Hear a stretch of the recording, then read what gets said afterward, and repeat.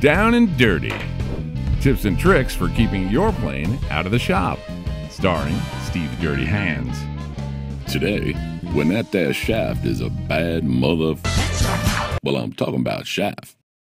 Okay, so here we are with the FMS ME109, and we have a problem here in that the gear are sticking out from the wing when they're closed, which means this shaft isn't bent enough.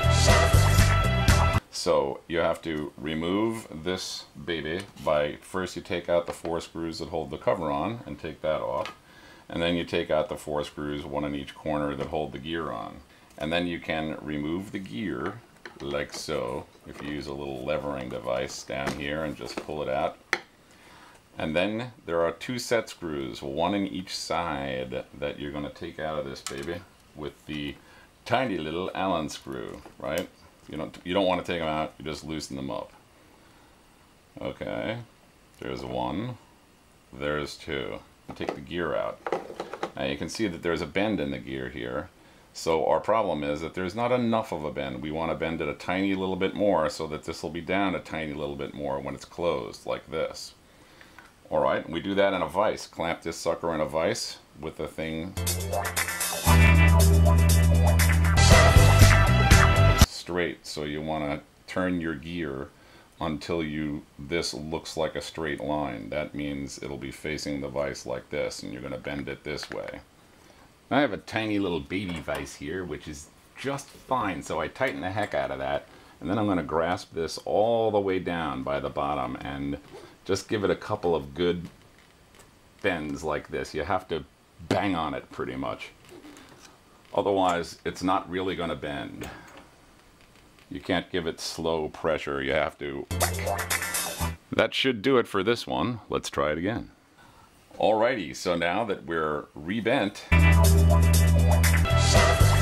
damn right, we can simply insert this back in. Notice that before I even took it out, I made a little mark here that's center on this gear. And you want to get the flat spots that are on either side of this shaft to be lined up with these little grub screws here. So that's going to be in that far when I'm done. And we tighten up our grub screws on each side, and then we can reinstall the gear. You want to check it before you reinstall it to make sure that you've bent it enough, because you don't want to go through this whole thing again, do ya?